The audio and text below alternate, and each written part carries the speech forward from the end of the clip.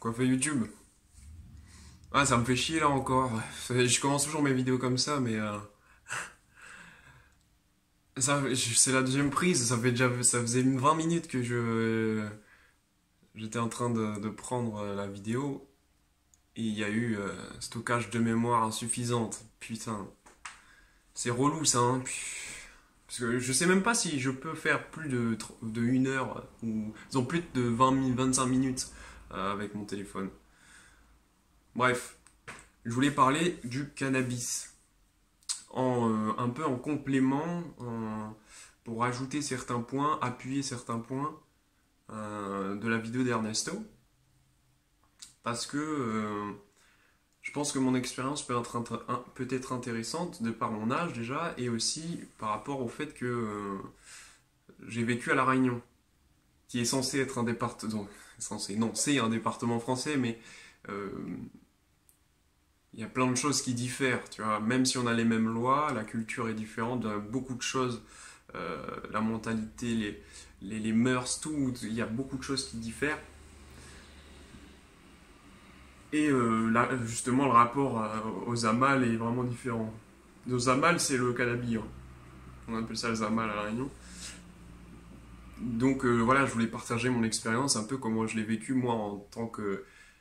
Je suis pas réunionnais dans le sens où je suis pas né à La Réunion, mais je suis réunionnais dans le sens où j'ai vécu dès l'âge de 2 ans jusqu'à mon bac. Donc voilà, je me considère pas comme étant français métropolitain, si tu veux. Bref, c'est pas la question, on n'est pas là pour parler de ça. Surtout que la vidéo va cracher encore une fois, si je me bouge pas le cul. Euh, donc, commençons dans le vif du sujet avec le rapport à la transaction. Euh, Quand tu vas pécho de la weed en métropole et à La Réunion.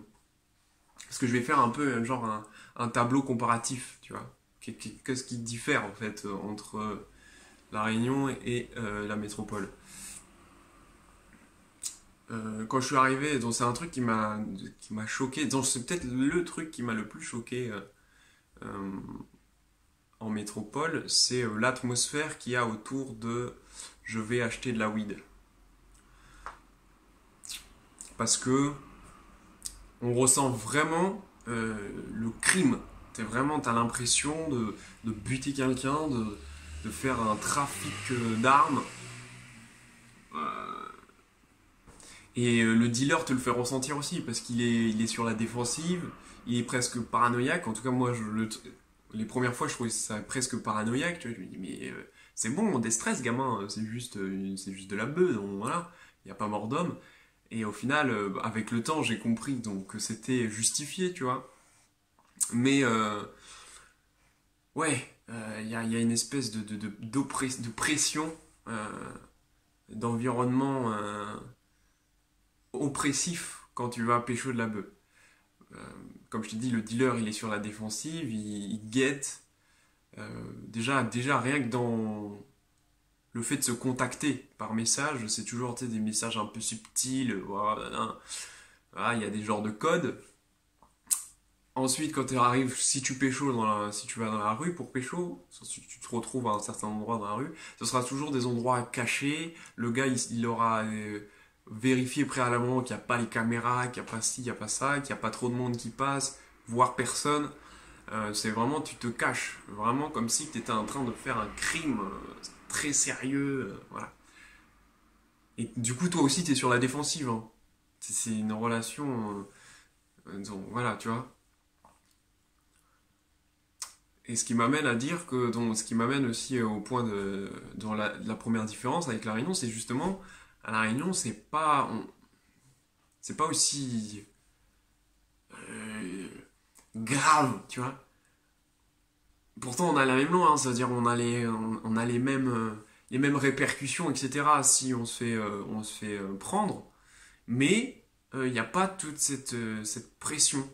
À dire, on fait la transaction quasi comme ça, là, hop, on se met par terre, on regarde, Des fois, c'est même pas vraiment caché. Je me rappelle, on faisait ça devant le lycée, tu vois. Il y avait des voitures qui passaient. Il y a les profs, peut-être, même des fois. Donc, vraiment, voilà. En sachant, je dis ça, parce que après, tu vas me dire, ouais, mais peut-être tu vas me dire, ouais, à La Réunion, les flics sont plus cool. Oui et non, tu vois. Je me rappelle, il y a eu des descentes de douane au lycée, etc., avec les chiens et tout, hein. Donc, non. C'est vraiment que nous, ouais, il n'y a pas cette relation vraiment. On se sent pas vraiment oppressé, tu vois. Ce qui n'était pas le cas, en tout cas, que j'ai ressenti ça dans la vidéo d'Ernesto, que moi, j'ai pas ressenti, c'est cette oppression de l'interdiction. Euh, j'ai l'impression presque, des fois, tu as l'impression presque que c'est légal à La Réunion, dans la manière dont c'est fait. Des fois, tu te caches pas vraiment, tu analyses le truc et tout. Ensuite, ça m'amène aussi encore sur la transaction, comment dire, il n'y a pas de phase entre guillemets de négociation euh, en métropole. C'est vraiment le mec vient faire du business. Tu vois, il est là pour te vendre sa cam et c'est tout. Si t'en veux pas, c'est pas grave, il y aura quelqu'un d'autre qui viendra te la chercher, qui viendra la chercher. Il veut faire du biz, tu vois. L'argent est vraiment partie du truc. Donc, c'est l'impression que ça te donne en tout cas. Parce que déjà, c'est au gramme. Je reviens je vais continuer là-dessus. C'est au gramme. T'achètes, je sais pas, à Montpellier par exemple, c'était 8 euros le gramme. Selon après si t'as des réseaux plus ou moins sympathiques, voilà, voilà. Mais la plupart du temps, voilà, c'est au gramme et bon, tu peux pas vraiment négocier. Donc tu peux essayer, mais c'est pas pareil. On va dire, c'est pas dans la chair du truc, tu vois. C'est pas dans les mœurs. À La Réunion, bon, je vais t'expliquer vite fait, hein. Euh, non, même pas vite fait, je vais t'expliquer, c'est genre, il y a vraiment une espèce de troc, tu vois. Ouais, vas-y, rajoute-moi une branche, rajoute-moi ci, vas-y, on fait ça, la prochaine fois ça, ou tu vois, il y a vraiment une interaction, un genre d'échange, tu vois, un échange de bons procédés. Même s'il y a l'aspect thune, ça se ressent beaucoup moins chez celui qui te vend le truc. T'as pas l'impression. Et puis même, ça se trouve, juste après, tu vas fumer un sbub avec lui ou il va carrément te dépanner un joint en plus, genre c'est gratuit. Tu vois, il y a un truc beaucoup moins mécanique, on va dire. Et ça, c'est possible justement par rapport au, tu sais, le grammage. Genre, à La Réunion, non, en métropole, on te vend l'herbe. Je vais parler principalement de l'herbe, hein, parce que le shit, c'est pas quelque chose qu'on consomme beaucoup à La Réunion. Tu consommes, la plupart du temps, tu consommes de l'herbe. Euh, Qu'est-ce que je voulais dire? Oui. Non, j'ai oublié ce que je voulais dire. Shit. J'aurais pas dû divaguer. Oui, le dealer, donc la bœuf est présentée dans un pochon parce que c'est au gramme et du coup tu as les têtes de bœuf qui sont dans un pochon et voilà, c'est 8 euros le gramme, etc. Et des fois il y a même les mecs qui ramènent la balance, tu vois. À La Réunion, tu peux pécho en grammes si tu veux, mais la pratique répandue et la plus courante, et moi j'ai toujours presque tout le temps pécho comme ça, à La Réunion, on appelle ça des parts, nous. Donc c'est pas 8 euros le gramme, c'est 10 euros la part. Voilà. Par exemple, la part de 10, une part de 20, une part de 30, donc, et etc. 50, et le nombre c'est les euros, hein, bien sûr, sois pas con. Donc voilà, ça se présente comme ça. Et pourquoi c'est en part? C'est voilà à peu près. Donc vu que j'avais fait la vidéo, j'ai entre guillemets déjà préparé. C'est dans un journal ou dans un magazine, dans une feuille de papier, tu vois, écrasée en rouleau comme ça. Et c'est pas au détail, tu vois. On n'a pas préalablement sélectionné les têtes, coupé les têtes des branches, etc. Tout est dans le même c'est un gros pactage en fait. T'as les branches, la paille, les feuilles et les têtes. Et après, c'est à toi de te démerder quand tu fumes bah, pour trier les têtes, etc. Et voilà. Et du coup, ça permet justement comme c'est un peu, c'est comme une poignée, tu vois. On prend une poignée et on jauge à la vue, tu vois. Tu dis, ah bah là, il vient un peu, tu vois. Si les têtes, elles sont un peu plus petites, tu vas dire, bah, là, les têtes sont un peu petites, vas-y, fais un geste, etc. Voilà. Et c'est ça aussi qui favorise la négociation, si on peut dire. Ce qui n'est pas le cas avec le gramme, parce que le gramme, le mec qui t'amène la balance, il te dit, bon bah c'est ce temps le gramme, tu veux 2 grammes, il va te peser 2 grammes, et pas un gramme de plus, tu vois. Déjà, ça c'est un truc qui m'avait assez choqué, et choqué, si on peut dire ça, mais parce que je savais hein, que ça se passait comme ça, mais bon, de le vivre, c'est différent. Ça va même à un second truc, dans la continuité, c'est un peu le rapport quantité-prix. On va pas parler de la qualité, parce que c'est pareil, c'est assez différent. Euh, donc c'est au gramme, donc bon, t'as tant de grammes, et t'as très peu de... En fait, au final, si tu prends 20 euros, si tu prends 20 euros de bœuf en métropole et que tu prends 20 euros de bœuf à La Réunion, ça n'a rien à voir au niveau de la quantité. Et donc, ça engendre quoi? Ça engendre qu'à La Réunion, on fume pur. Nos spliffs, c'est du pur. Il n'y a pas... le bédo, c'est pas répandu. Déjà, c'est quasi un sacrilège de... En tout cas, dans ma bande de potes, c'est un sacrilège de fumer de la bœuf avec du tabac, tu vois. Le tabac, au pire, c'est pour colorer, tu vois. Tu mets 3 fils de tabac, tu vois. Genre, sans déconner. Sans déconner, des fois, on mettait genre... Voilà, tu vois une feuille slim, donc si t'es un fumeur, tu vois ce que c'est une feuille slim. Si t'es pas un fumeur, une feuille slim, c'est à peu près 2 fois ça. Donc, on va dire c'est ça. Et c'est un peu moins large. Ou un peu moins large qu'une feuille normale. Ou voire autant. Ou tu fais un collage. Mais bon, bref, on va pas rentrer dans les détails. C'est pas un tuto comment on fume-t-on de la bœuf. Tu vois, genre sur une fun slim, voilà, on va mettre ça de tabac. À vrai dire, il est là vraiment pour décorer, quoi. Tu mets un peu de couleur, tu vois, on fait un petit contraste. Non, on est artiste, on est des peintres. Voilà, ça fait partie aussi de l'inconvénient je sais pas comment on peut appeler ça, du pactage en métropole, c'est ça, c'est que tu fumes pas pur, t'es obligé de fumer en bédo. Parce que si tu peux fumer pur, mais putain, t'as intérêt de mettre des thunes, parce que mon gars, ça va vite. Hein. Déjà qu'en bédo, ça va vite, parce que je vais venir sur un point aussi. Alors, si tu fumes pur, bah, en 2 jours, t'as plus rien. Et c'est ça, et c'est là où ça m'amène à un point que Ernesto précisait, c'est l'accoutumance, c'est le fait que tu fumes, plus tu fumes, moins tu ressens les effets, et en plus, moins ils durent longtemps.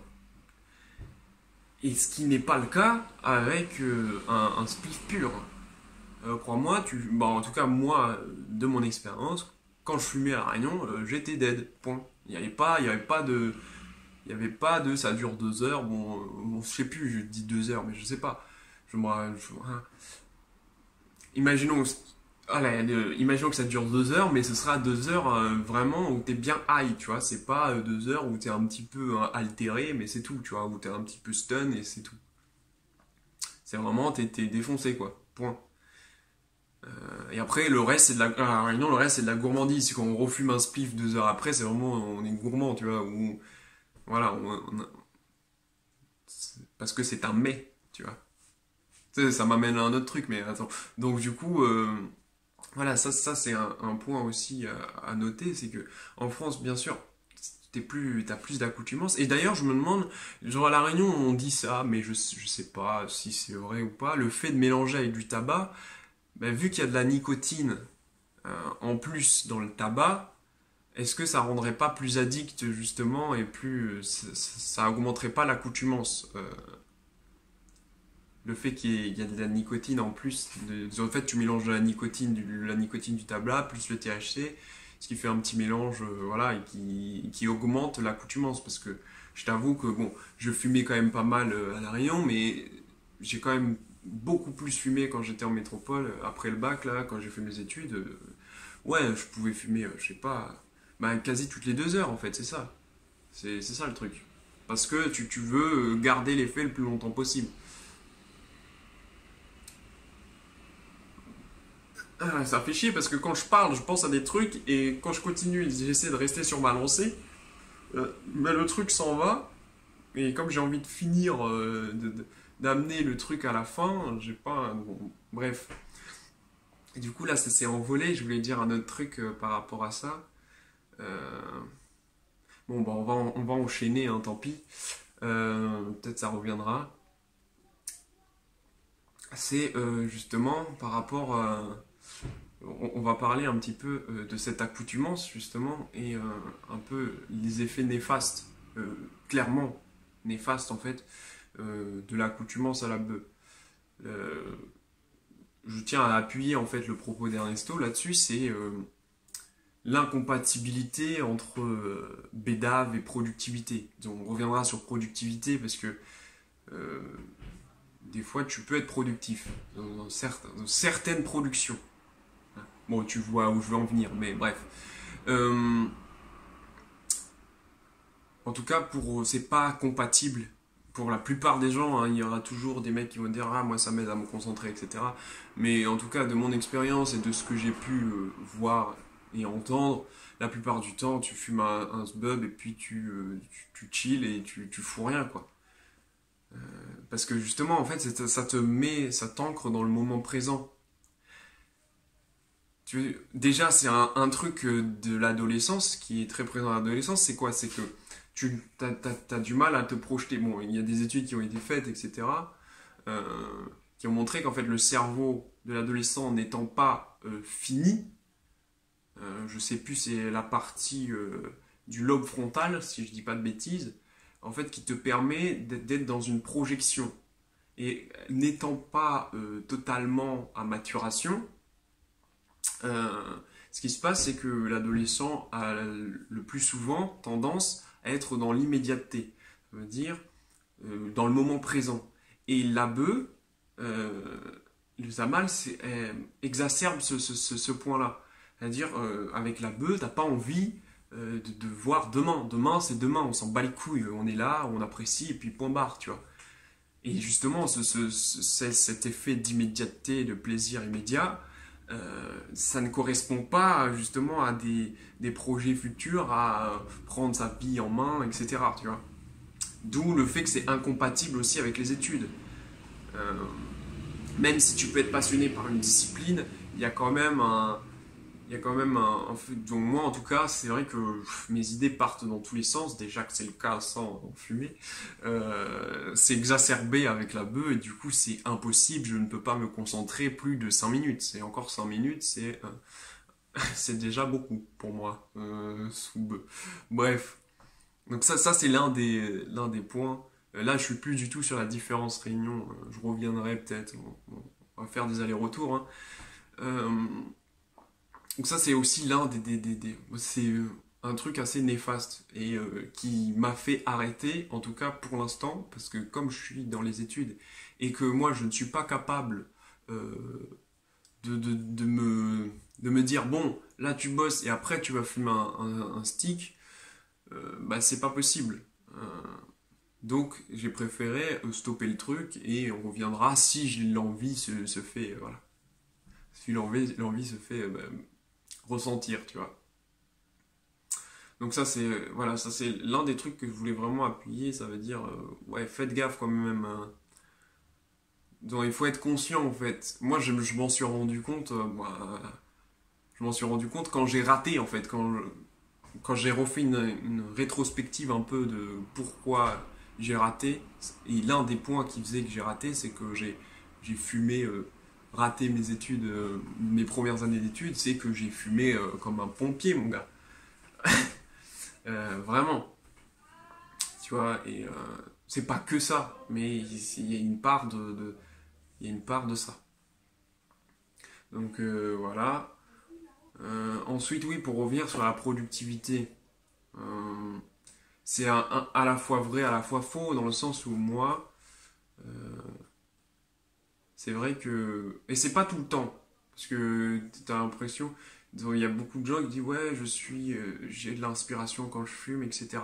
Moi, je peux avoir beaucoup d'inspiration comme rien, le néant, que dalle, nada, zéro, tu vois. Faux, nul. Euh, il- Parfois, je vais fumer et j'aurai pas du tout l'inspiration. Et il y a des fois où je vais fumer et c'est vrai que ça va exacerber mon inspiration. Et c'est vrai que certains textes dans lesquels je suis le plus fier, euh, c'est souvent des textes où j'ai écrit en étant un peu défoncé, tu vois. Et d'ailleurs, ça m'amène aussi à ça, c'est le rapport à la musique. Et soyons honnêtes, putain, c'est tellement bon. Je sais pas, franchement, ça me fait frissonner. J'ai l'impression d'être. Ça me happe, ça me prend. C'est comme. J'ai l'impression d'être dans une vague sonore. C'est, t'es vraiment dans une ambiance quand tu fumes et que t'écoutes de la musique. euh, de la musique telle qu'elle soit, hein. Moi, c'est vraiment telle qu'elle soit. C'est-à-dire, ça peut être le reggae, ça peut être du dancehall, ça peut être du rap. Bon, le jazz et tout, il n'y a que maintenant où je m'intéresse un peu à tout ce type de musique. Mais voilà, il y a vraiment, il y a vraiment une espèce de compatibilité de malade entre la musique, mais vraiment, hein, la musique et la bœuf, c'est un truc de malade. En tout cas, pour moi, c'est un truc de fou. Après, c'est ce que je te dis, c'est sûrement lié au fait, dont Ernesto l'a dit aussi, c'est sûrement lié au fait que ça exacerbe certaines parties de ta personnalité. C'est-à-dire, si tu kiffes à donf, donc kiffer à donf, non, mais si t'aimes beaucoup la musique et que ça fait partie un peu de ta vie, c'est vrai que ça va être un pur plaisir d'écouter de la musique avec de la bœuf. Je fais pas l'apologie de la bœuf, hein. Moi, je trouve ça. Je te le dis carrément, hein, moi, je trouve ça même. J'admire les gens qui ont pas touché, qui ont jamais touché un joint de leur vie. Euh, Rien, aucun stupéfiant, ni rien, hein. Parce que je trouve ça. Je sais pas, c'est. Parce que je trouve que quand tu fumes de la bœuf, c'est qu'il y a vraiment un manque, tu vois. T'as un manque, quelque chose. T'as beau dire que c'est juste pour le plaisir et que c'est vraiment juste pour te détendre, etc. Moi, je trouve quand même que ça montre un manque. Après, tout le monde a un manque sûrement, donc chacun le comble comme il peut. Mais voilà, en tout cas, ceux qui arrivent à pas fumer, donc qui n'ont pas fumé, qui n'ont jamais eu l'envie, parce que c'est surtout ça, c'est l'envie d'avoir un peu cette vision altérée des choses. Bah moi, je trouve ça admirable, hein. Voilà. Bref, et ça étant dit, on a combien? 23 minutes. J'espère que ça va pas couper. Parce que là, j'ai quand même bien parlé, j'ai pas envie de tout refaire. Euh, pour revenir aussi à quelques différences Réunion, métropole, justement, c'est l'effet un peu roots, euh, l'effet Rasta. Alors peut-être que c'est. Bon, ça m'a pas choqué dans le sens où tu peux pas être roots, tu peux pas être Rasta en métropole dans la ville, tu vois. Dans, dans les tours de béton, dans le bruit des bagnoles, il n'y a rien, tu peux pas être roots comme ça. C'est impossible. Le roots, c'est vraiment. Il y a une relation avec la nature, on est d'accord. Tu vois. Tu peux pas. Pour moi, en tout cas, c'est vraiment compliqué d'être un rasta ou un roots en étant en pleine ville. En tout cas, moi, je trouve que ça correspond pas du tout à l'esprit roots boy, tu vois. Et à La Réunion, t'as pas besoin d'avoir des dreads ou un rasta pour être roots en fait. Parce que au final, j'ai envie de dire, si tu compares à Réunion métropole, à La Réunion, tout le monde est roots quasiment, tu vois. Et c'est vrai que cet état d'esprit un peu, à la cool, si on peut dire, correspond bien aussi à cette plante en fait. C'est peut-être cliché, mais en tout cas, moi je trouve que ça correspond bien plus que le racailleux, tu vois. Alors bien sûr, hein, il y a la racaille aussi, entre guillemets, à La Réunion. C'est plus, nous on appelle ça les cagnards. Euh, mais même eux, ils sont roots comparés comparés aux racailles d'ici. Tu vois? Et d'ailleurs, ça m'amène au. Je lui parlais de l'effet exacerbé euh, de la relation à la musique, mais la relation à la nature aussi, c'est un truc de dingue. T'es contemplatif de malade. Euh, En tout cas, moi j'ai des effets qui sont très corporels et très. Moi, ça va m'amener aussi à un autre truc, mais des effets très corporels et très cognitifs, on va dire. Et c'est propice quand t'es dans la nature en fait. Combien de fois on faisait des feux de camp à la plage, t'as les étoiles, tu vois, t'as le bruit des vagues, ou si tu fais ça un peu dans les montagnes, en forêt, t'as le bruit du vent, t'as plein de choses à contempler, au niveau des sensations, voilà, c'est, c'est, c'est plus, on va dire, c'est plus adapté euh, à la consommation en nature qu'à la consommation dans une chambre ou moi pour moi hein, dans une chambre ou dans un environnement clos en fait. Ça c'est pareil, c'est mon interprétation et comment moi j'ai vécu le truc. Voilà.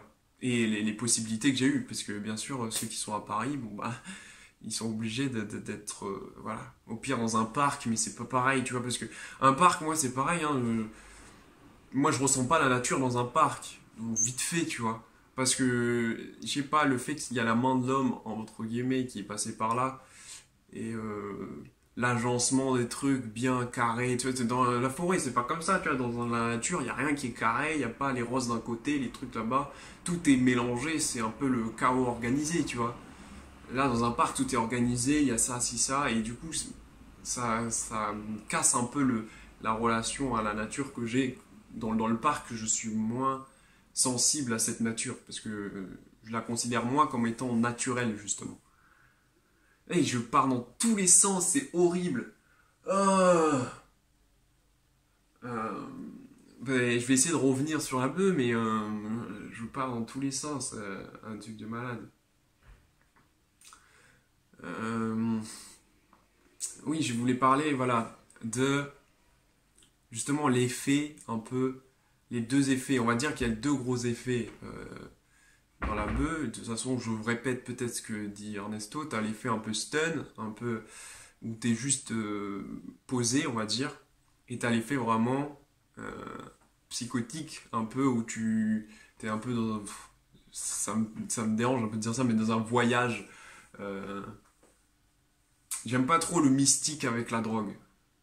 Je te le dis tout de suite, c'est un truc qui me. Bref. Euh, Oui, donc c'est un peu plus cognitif, c'est plus mental, on va dire. T'as deux effets. Et du coup, euh, à La Réunion, et dont les différences, en fait, c'est que à La Réunion, on consomme beaucoup plus la sativa, qui est justement ces effets beaucoup plus plus mental, tu vois, que l'effet stun. Parce que t'as deux, on va dire deux grands types de bœufs, t'as la sativa et l'indica. Bon, je suis pas un super connaisseur, hein, je connais juste les bases, on va dire. Et voilà, je sais que l'indica c'est plus l'effet stun et la sativa c'est beaucoup plus l'effet high, tu vois, l'effet on est high level, tu vois. Et c'est vrai que bah, quand tu arrives en France, et c'est peut-être ça aussi qui joue, hein, le fait que c'est pas des qualités, c'est des qualités qui sont assez différentes. C'est peut-être ça aussi qui fait qu'on n'a pas des effets ultra. On a des effets qui nous paraissent plus faibles. Même si au final, non, parce que des fois on a l'impression que la bœuf elle est boostée de ouf, genre avec des engrais et tout. C'est ça aussi, c'est que nous, quasiment, tu mets les graines comme ça, tu vois, tu les jettes, et puis ça pousse, tu laisses faire le truc, et il n'y a pas, ouais, je suis dans mon petit labo, hop, je coupe avec mes ciseaux, hop, je contrôle la lumière, gna gna gna. Non, vu qu'on a un climat qui est propice, c'est quasiment une mauvaise herbe, tu vois, hop, tu la mets, pof, ça pousse, et puis tu récupères comme ça. Bon, sélectionne peut-être, quoique même des fois non, mais sélectionne mâle, femelle, hein, mais sinon c'est tout, hein. Il n'y a pas vraiment de. Il n'y a pas vraiment une on peut pas parler de culture vraiment, tu vois. Culture culture du Jamal. Voilà. Je crois que j'ai à peu près tout dit. Non, je sais que j'ai rien. Il y a plein de trucs que j'ai pas pu aborder, mais comme à chaque fois, tu dis un truc et ça t'amène dans une direction, et au final, ça met une zone d'ombre sur autre chose que tu aurais voulu dire. Voilà. Euh, je réfléchis vite fait, hein. Oui, oui, oui. Alors comment dire ça? Moi j'ai consommé du cannabis parce que j'ai eu envie. Bon, je ne suis pas assez bête pour me dire que c'était uniquement mon choix. Ça veut dire qu'il y a forcément eu de l'influence de mes pères, de tout, tu vois. Mais ça a été quand même un choix, en, en partie, on va dire. Et par contre, au final, ça m'a. Pourquoi j'ai choisi de fumer de la bœuf et pas autre chose? Euh, Parce que c'est naturel en fait, encore une fois. C'est un produit qui est issu de la nature. Moi, je suis pas du tout dans la génération chimique, tu vois. J'ai jamais pris de MD, jamais pris de ecstasy. Bon, après, c'est des drogues qui sont, c'est encore une fois, hein, pareil, encore lié à la nature. Ce sont des drogues qui sont beaucoup liées à des environnements clos, en boîte, tu vois, en free party ou je sais pas quoi là, donc, le genre de truc que j'ai jamais fait. Euh, bon, quoi que des fois c'est pas forcément clos, mais tu vois, c'est dans ce genre de contexte, tu vois. Tu vas pas prendre une ecstasy là ce soir, quand t'es tranquille, posé tout seul. Euh, et justement, cet aspect chimique, moi, j'y ai jamais touché parce que ça m'a jamais attiré, jamais. Je comprends. Non, c'est vrai que je comprends pas trop vouloir se. Bon, en sachant qu'il y a quelque chose de naturel qui peut avoir des. Voilà. Je vois pas l'intérêt d'aller dans le chimique, mais c'est pareil, c'est qu'on ressentit, hein. Et du coup, ouais, avec la bœuf, bah, du coup, j'ai pas touché tout ce qui est MD. Pourtant, j'ai des potes hein, qui l'ont pris. C'est pour ça que je dis que c'est un peu en partie un choix, parce que j'ai des potes qui ont pris de la MD, de la coke, je crois que c'est tout, d'ecstasy ou je sais pas quoi. Et moi, j'ai jamais voulu y toucher. On m'a proposé, j'ai jamais voulu y toucher. Par contre, j'ai voulu faire, bon, je l'ai pas fait, mais j'ai voulu prendre des champis. Parce qu'encore une fois, c'est naturel, tu vois. Et le fait que ce soit issu de. C'est juste une plante, même si ça a des effets. Je dis pas que parce que c'est naturel, c'est forcément bon. Ça n'a rien à voir. C'est juste que moi, dans mon rapport à la consommation, on va dire, de stupéfiants, de choses qui altèrent un peu ton esprit, je suis clairement, quand c'est issu de la nature, ça me va, tu vois, c'est tout. Je dis pas que parce que c'est naturel, forcément c'est bon. Hein, faut pas faire des raccourcis. Voilà. C'est à peu près tout ce que j'ai dit. Euh, c'est à peu près tout ce que j'ai à dire. Je, je serais bien. Je sais que j'ai oublié des trucs sur les différences un peu. euh, Mais et attends, pourquoi j'avais parlé de ça moi? Ah, je sais plus. Tu vois, c'est chiant. Franchement, j'admire d'avoir fait 1 heure de vidéo parce que pour pouvoir garder les idées en tête tout en continuant à explorer, franchement, c'est compliqué. C'est assez compliqué.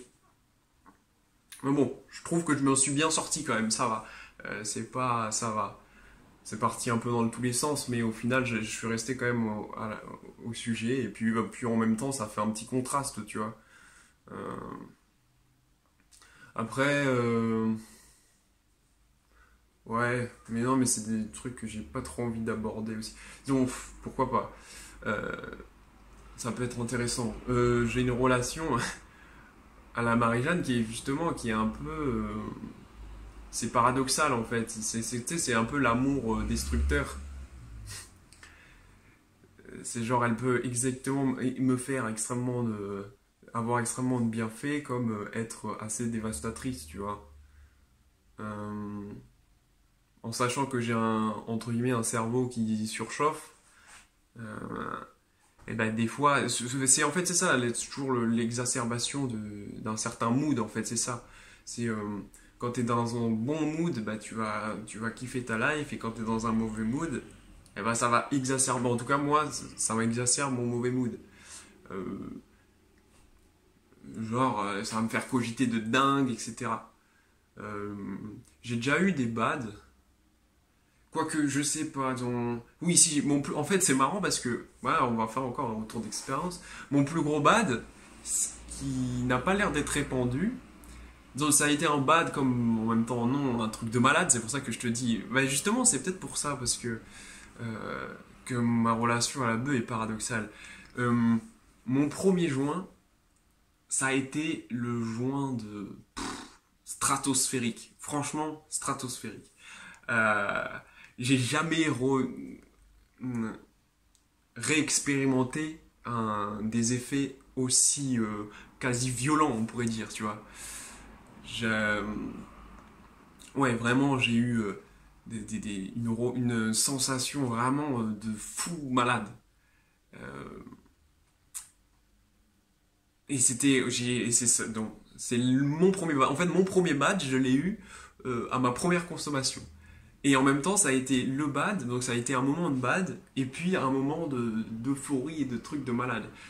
Pour te dire, euh, j'ai fait que boire, parce que bon, quand t'es jeune, tu fais un peu le mélange en fait. Donc à la Réunion, on fait le mélange euh, bœuf, alcool.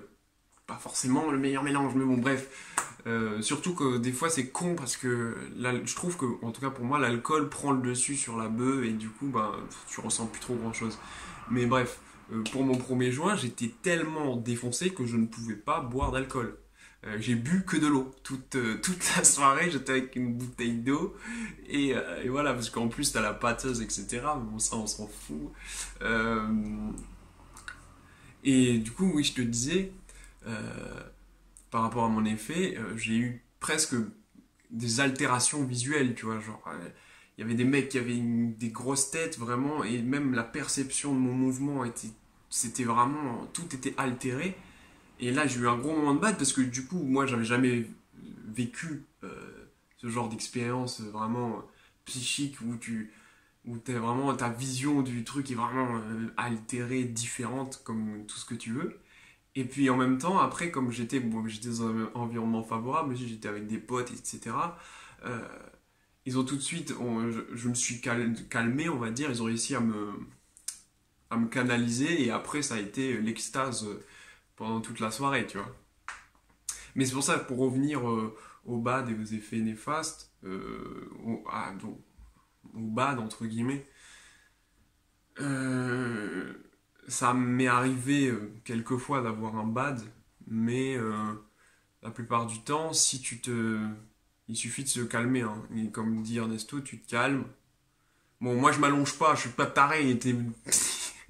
Lui il s'allonge dans la rue comme ça. Oh, bah, mec, moi je suis pas sûr que ça me calme. Mais oui, par contre, tu t'isoles un petit peu et puis voilà, tu respires tranquille et ça va passer.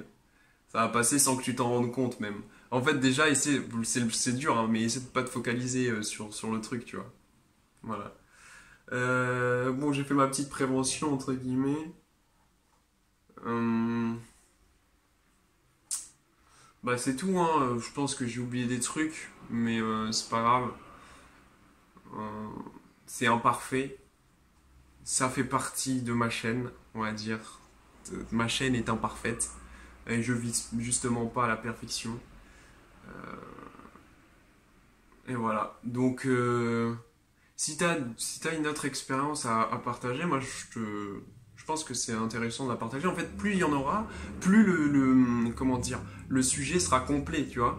Parce qu'il y aura différents points de vue, vu que c'est assez subjectif. Même s'il y a des récurrences, c'est assez subjectif comme ressenti. Donc plus il y aura d'expérience, plus les gens pourront... Putain, ça me casse les couilles d'être à la vie. Bon bref, là j'ai plein de vidéos aussi à faire, mais... De toute façon, je vais en faire une juste derrière celle-là parce que je suis dans mon fou, tu vois. Là, je suis parti, je suis sur la lancée. Bon, je te dis, pour cette vidéo, je te dis à plus. Et Narbis YouTube. Donc, attends. Parce que j'ai pas fini ma phrase avec la moto. Oui, plus il y aura, tu m'as compris, plus il y aura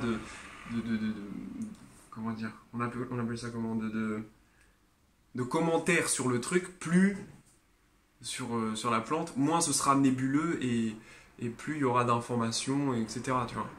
Mais vraiment, moi je pense que justement cette approche un peu subjective est intéressante. La généralité, je pense pas que ce soit adapté à ce sujet en fait. Parce que comme je t'ai dit, c'est très subjectif. Donc bon, voilà. Même si, comme je t'ai dit, il y a des récurrences. Bref. Je te dis, Narbis YouTube. Ouais, j'ai oublié pour revenir à un point que je voulais aborder aussi pour le cannabis, c'est moi je le ressens, je ressens la relation interdiction au cannabis comme de l'hypocrisie plus que de l'oppression, etc. Mais de l'hypocrisie quasi voulue, tu vois, dans le sens où... Et ça, je me suis rendu compte donc, assez rapidement en fait. Je me suis toujours posé la question. Alors, on n'a pas le droit, donc il est interdit de consommer la plante. D'accord? Néanmoins, on a la possibilité d'acheter tout ce qui permet de la consommer. Grinder, ça passe du grinder, le bang, des feuilles slim, des tonkars même maintenant, des rolls avec des goûts différents.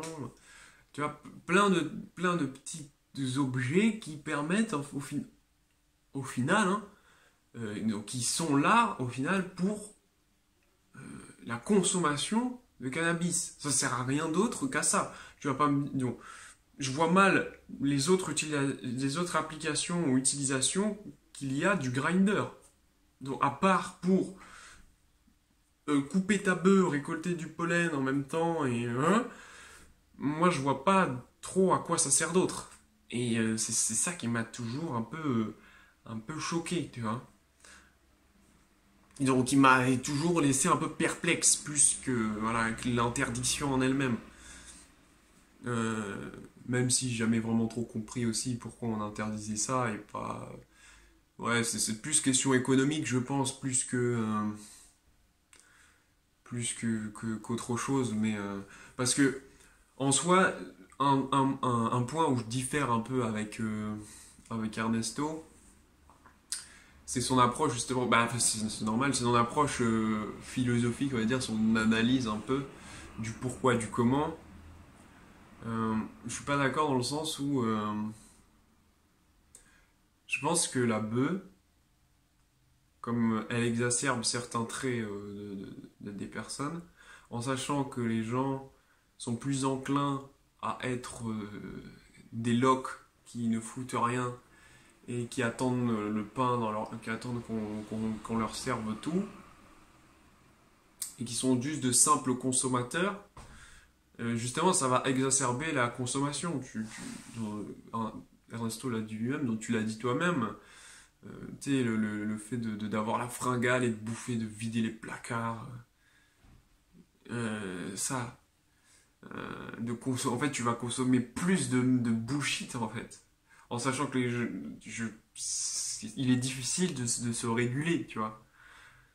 Donc, en vrai, je pense que même ça servirait leur cause de capitaliste, si on peut dire, dans le sens où bah, tu as plus de facilité à consommer de la série, à consommer des séries, à consommer du bullshit de la télé, n'importe, parce que vu que tout est plus ou moins marrant, bien, tu vois ce que je veux dire?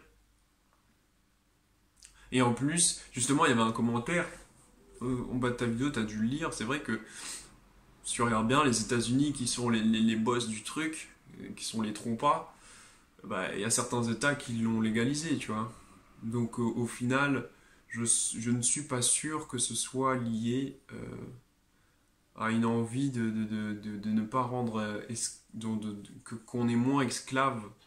Euh, pour certaines personnes, c'est valable, mais je pense que pour une majorité, ça ne l'est pas, tu vois. En tout cas, ça, c'est ce que moi, je pense. Euh, alors, par contre, c'est vrai que le pourquoi de cette l'hypocrisie, le pourquoi de cette hypocrisie, à vrai dire, je sais vraiment pas pourquoi, hein. Je sais pas, c'est peut-être générationnel, tu vois. C'est peut-être des mœurs encore, des stéréotypes du branleur, du fumeur de joint branleur, tu vois. Et puis après, tout ce qu'ils font, c'est qu'ils appuient avec des études plus ou moins scientifiques, comme quoi, gna gna, mais c'est con parce que c'est des débats qui n'ont pas de fin. C'est comme le féminisme en fait, des débats qui n'ont pas de fin, vu qu'il y a toujours une contre-argumentation. T'as les bienfaits et t'as les méfaits. Donc bon, bref, ça tourne en rond, tu vois. Euh, je pense que c'est plus question de mentalité, de mentalité, tu vois. Peut-être aussi c'est on veut pas que vous preniez du plaisir euh, à consommer un truc que nous n'avons pas créé de toutes pièces, tu vois. L'alcool, c'est fabriqué, tout ça. Les séries, c'est fabriqué. McDonald's, tout ça, c'est leur produit, tu vois. Dans ce sens-là, oui, c'est vrai que c'est possible que ce soit aussi pour ça, mais bon, ça me perturbe toujours le fait qu'on vend des. Disons, parce qu'il y a du business qui est fait aussi.